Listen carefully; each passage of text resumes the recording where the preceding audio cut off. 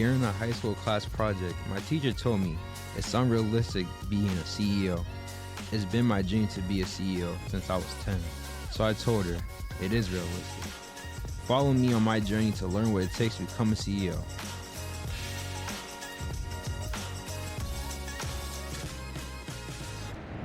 Hey guys, welcome to another episode of the Realistic CEO Podcast. Today I'm here with Nicole Obi. How are you doing today, Nicole? I'm doing great. Thanks for coming out and meeting with me. Thank you for allowing me to interview you today.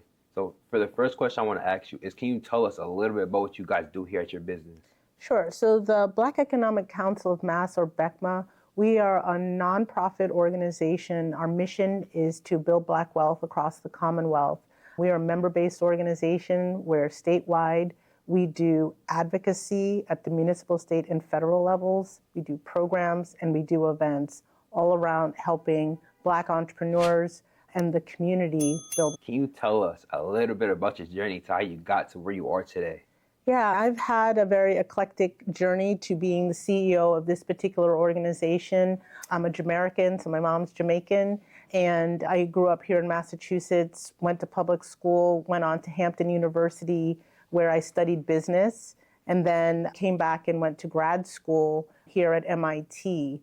After that, I started a couple of venture-backed startups that did well, and then I started my own consulting firm. I was the CEO of a consulting firm with national clients. But during that time that I was running my firm, doing work with Volvo and Johnson and Visa and firms like that, I only had one Boston-based client, and that was a Black woman who hired me.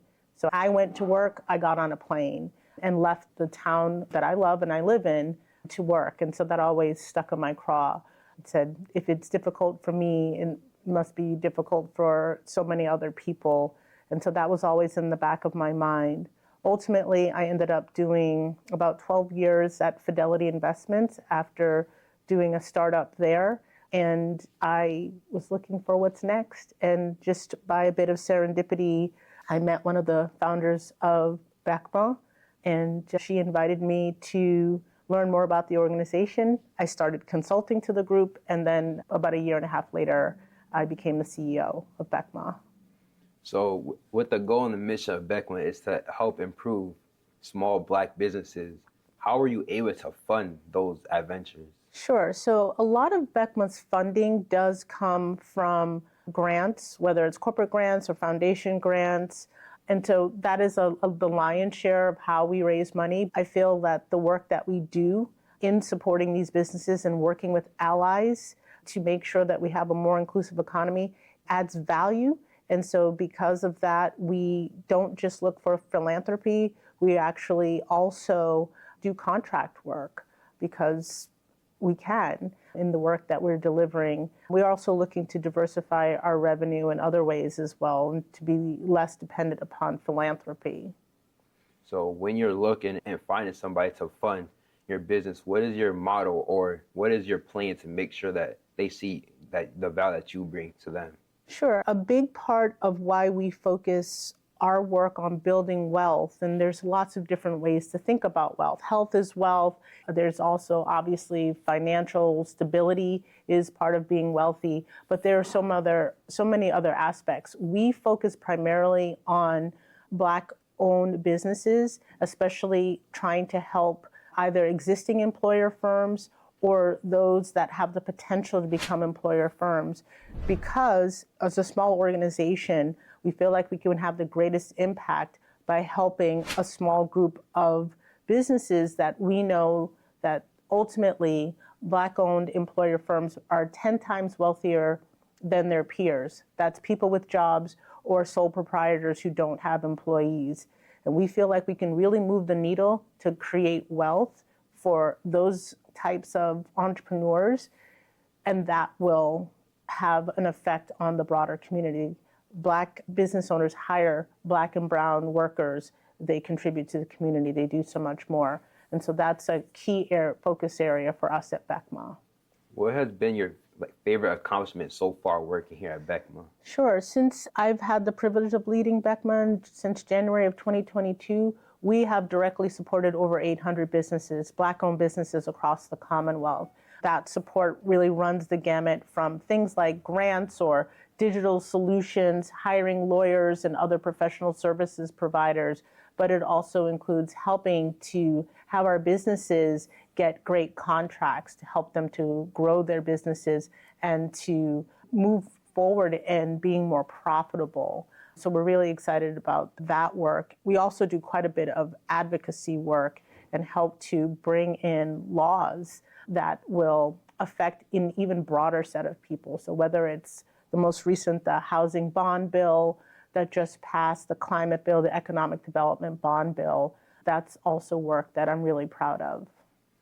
So not only are you there to help the businesses, but you're also there to make sure that you're improving the economy for the business as well. So how are you able to balance both?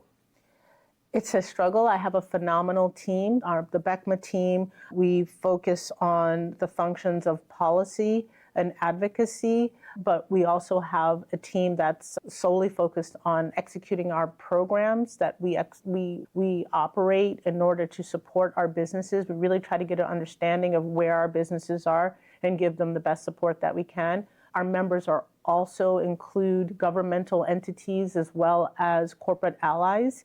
And so we know that there's nothing wrong with Black folks, but if buyers aren't buying, we're not going to get very far. So we do pour a lot into our allies to make sure that we're helping them to remove the barriers and be more effective and being inclusive in things like the procurement in particular. And then we have events, because a lot of times people feel isolated and they feel like they're the only ones. And so the events are important opportunities to bring people together, whether they're intimate dinners or whether they're things like our Mass Black Expo, which we have 1,400 attendees at a time. So when you're put on these events to make sure that you, like you said, sometimes you feel isolated, especially when you're a Black owner, owning your own business. And when you put on these events to make sure that the people feel like they're seen and heard, how does that make you feel knowing that you're putting on an event that helps other Black people? Sure. I'm so proud of the work that I get the privilege of doing here at BECMA. I truly believe that we as a community have so much that we do contribute when we can do so much more. And so I feel that now my leg of the race is to open as many doors and help to get as many businesses to a whole nother level of success and to help them sustain that success. And that makes me really proud. What is something that you look for into a business to make sure that's the type of business that you do want to help? Sure. A big part of how we decide how we're going to support a business has to do with the potential for the entrepreneur. Oftentimes, we are looking for entrepreneurs who have that it thing, which is that drive, that determination. They might not be in the best business at the moment, but we feel that we can invest and support entrepreneurs that we feel have great potential to grow. So sometimes we'll find an entrepreneur that we feel that we can help them transition to a higher growth industry, or sometimes they're already doing great in what they're doing and we want to help them to do more. But a lot of it has to do more with the business owner than it does with the business when it comes to our support. As you talked about earlier, when you said you have teams, how important is it to build a team, especially when you're as a nonprofit trying to help others as well? I think whether you're a nonprofit or for-profit or whoever you are, you have to have the right team, or else you're not going to get very far. The programs themselves are not successful. They don't run automatically and result in success. It's really about the people behind the programs or the advocacy work that you're doing. So the team is critically important no matter what you're doing. You can only get but so far if you don't have the right team. And so we have a really great team here at BECMA. We're small but mighty. I like that, small but mighty. Yes. So I want to go a little bit more into that. You said your team is small but mighty. How are you able to find those people to the point where you might not have the biggest team, but you're able to make sure that you guys are working effectively and well together? It's just a priority, right? We pour a lot into finding the best people. We have professional development. We work really hard to have a good balance. So here at BECMA, we happen to have unlimited paid time off. And we know that if you get the right people, they're going to make the right choices about how they're going to spend their time. And we don't need to tell them that. We try really hard. The work that we do is challenging mentally. It's always about being in the fight and pushing and advocating. And so that's exhausting. And so we try to be as effective as possible, but we also want to be in the mindset of supporting folks' mental health as well. As a leader, what are some important characteristics that you need to have to be a good leader? I think the most important characteristics are things like being resilient, being willing to trust the team that you've put together, trying to not be a hero and do everything yourself. A lot of the spotlight is often on leaders, but if the organization is going to be limited if you don't let the great team that you have lead. And so I think that's something that's really important, is being able to surround yourself with people who are better than you in the things that you need for them to do, and then getting out of their way. So those are some of the critical things, I think. When you're negotiating, whether it's to get a contract or to try to find funding, or whether it's just even trying to help a business, what is like the type of mindset that you go in each deal? I think, having been an entrepreneur myself a couple of times in my life, I bring that knowledge and experience. I've also been on the buy side before. And so I think it's important to look at both sides. The work, to me, has to be about value. I think that for some buyers, they are trying to figure out why should they maybe change the things that they're doing, which is working for them. Why should they do this? And just being empathetic to the notion that this is something that's new to them, and maybe there's some uncertainty there. And in their mind, there might even be some risk there of doing something different by hiring a Black business owner that they've never worked with before. So just trying to understand what people value and what might be on their mind, and addressing those objections. And the same goes with Black-owned business owners. Just being able to try to understand and listen to people's perspectives, and then have that guide your path forward. So you talked a little bit about risk-taking. So how are you able to make sure that when you're taking a risk, it's a risk that you're willing to take, even if it doesn't go as well? That, again, goes back to the team. I think that the team would agree that I'm a big risk taker, and the team is there sometimes to check me on that and say, is that risk worth is the payoff going to be worth the cost? And so I think that you don't make progress if you don't take risks. You do need to take calculated risks. Especially as a leader of a nonprofit, how are you able to network to make sure that you're getting the type of people in your circle that you want, as far as like partnerships and sponsors as well? Yeah, and I don't think it's much different so I've had the benefit now of running a nonprofit for a few years, but a lot of the knowledge and experience I'm bringing is coming from running for-profit businesses. And I don't see much of a difference, and maybe that's unique in the nonprofit space. But again, it is just about value that you're bringing to the table. What is it about a potential partnership or relationship or sponsorship? And just really just trying to make sure. And sometimes the answer is, you know what, this isn't going to work because the value isn't there for either party, or it's too unbalanced and it's just not the right thing. And sometimes because of that, you say no, because it's not the right thing for right now. You can't just chase opportunities if it's not aligned to your plan and what you're trying to accomplish. And it might not fit for the other party as well. How are you able to walk away and say no, even though there might be a good chance of making good profit from the deal?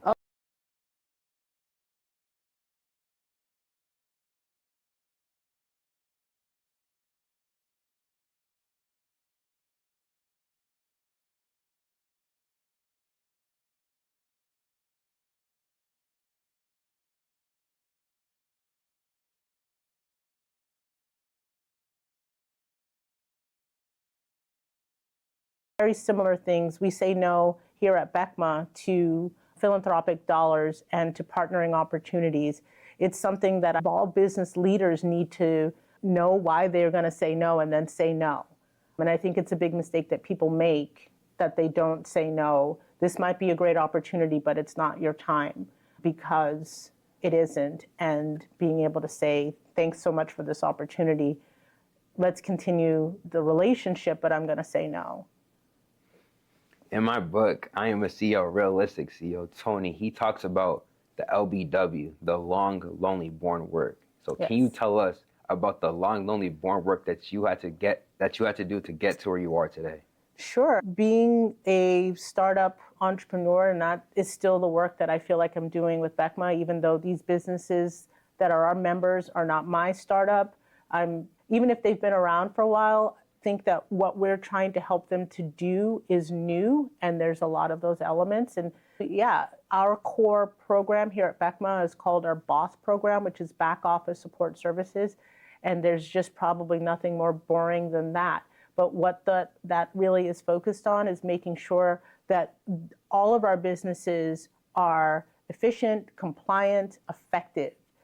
There's nothing sexy about it. You got to pay your taxes. You got to keep your licenses and registrations up. You need to make sure that your accounting is in a place where you know where's your profitability at.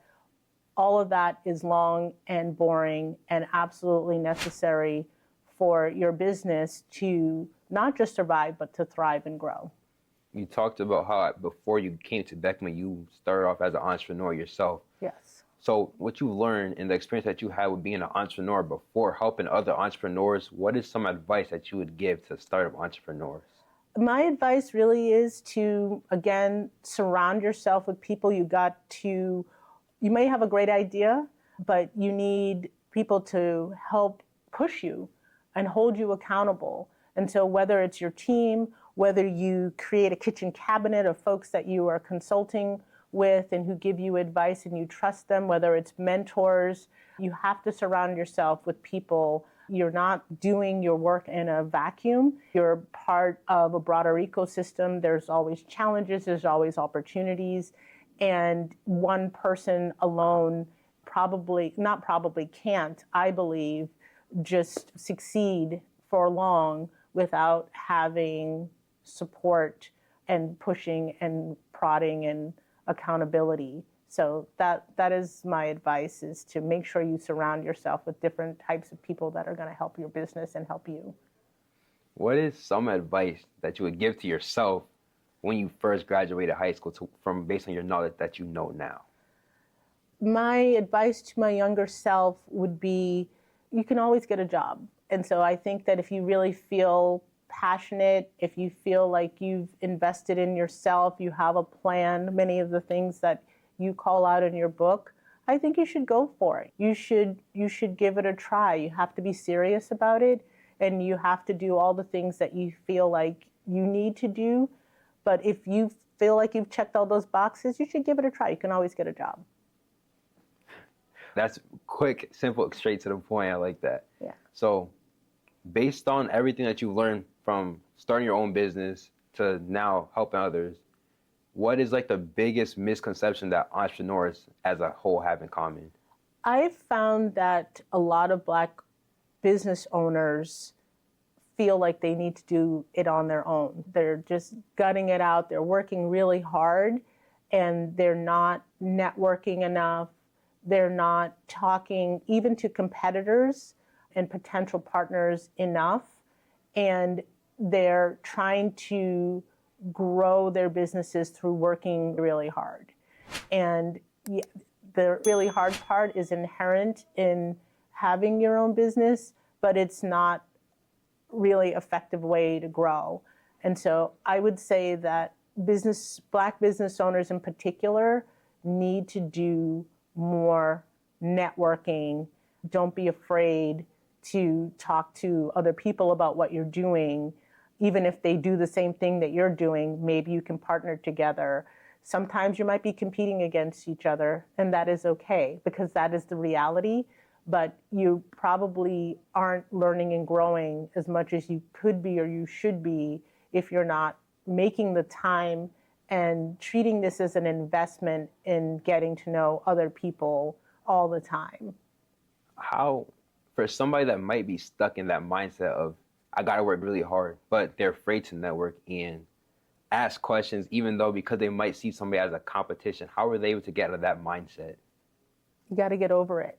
It's part of your decision to be an entrepreneur, and you're just limiting yourself and your opportunities by not networking. The fear of somebody stealing your idea isn't, I think, warranted compared to the opportunities that you're going to have if you get out there and network. So you may have a great idea and somebody else may learn about it. It's not that easy for somebody else to do it either. But you may find that in talking to other people and sharing with other people that great idea maybe is not such a good idea, but there's a kernel of goodness in there and that you can continue to evolve the idea. But if you're just being really guarded, you can't spread out and evolve. So you got to move on. You got to try, and you can be calculated in it, but you have to, I think you have to do it or you're just limiting yourself. So for somebody that, like you said, you might think you have a good idea, but it's not really like the best idea for somebody to start a business, but they have a good foundation and parts and bits and pieces that will work in a different type of business model. How are they able to convert what they had originally and turn it into something that will become profitable? Sure. I think that you can have a good idea, just don't fall in love with that idea and not be willing to think about how you can make it even better. And I very few businesses, that original idea is the business that they're going to be as they completely evolve and grow. There are things, like I said, there's the reality of opportunities and challenges that should be helping you to evolve what is, at its essence, a really good idea. But then you have to implement it. You can't fall in love with the idea to the point where you're not going to let it develop and grow and evolve. So for somebody that does fall in love with their idea, and they can't get over it, and they're just like, I got to do it this way. How have you been able to help people get out of that mindset to the point where they're like, okay, I can finally see what you're saying?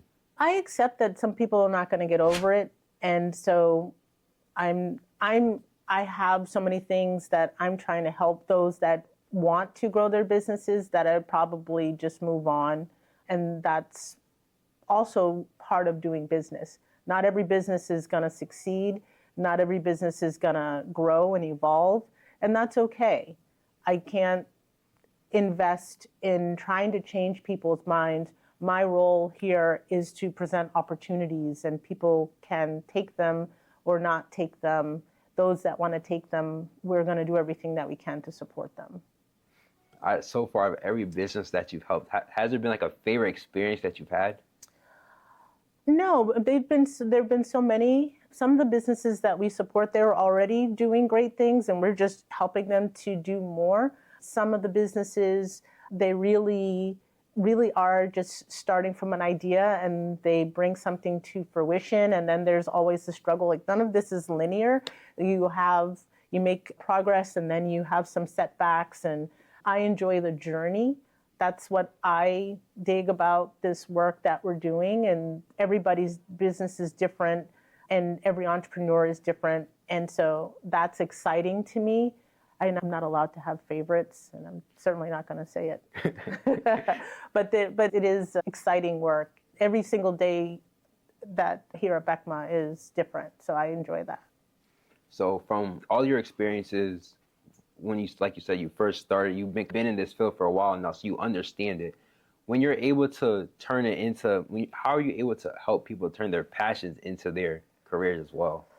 Yeah, a lot of the members that we work with, they have existing businesses, and I enjoy working with existing business owners because they've survived and they've done before me, but there might be new opportunities that we're going to try to pursue together. So that's one way that we work. Then we have some entrepreneurs that maybe they're leaving a job and they're starting up a company, or maybe we're doing a lot of work in the climate space, for example, where people are transitioning into a whole new industry and there's just a lot of newness for them. That's exciting as well. There's a lot of different ways that we're supporting businesses and entrepreneurs in their growth. And again, no two businesses are really the same on that journey.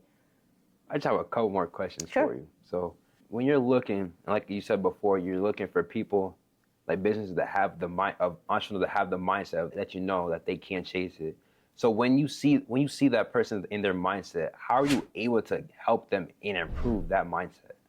What I do is I will come and we'll bring opportunities. So the Mass Black Expo is a really good example of an event that we hold where we showcase Black entrepreneurs, Black professionals, and our allies that are working towards building Black wealth.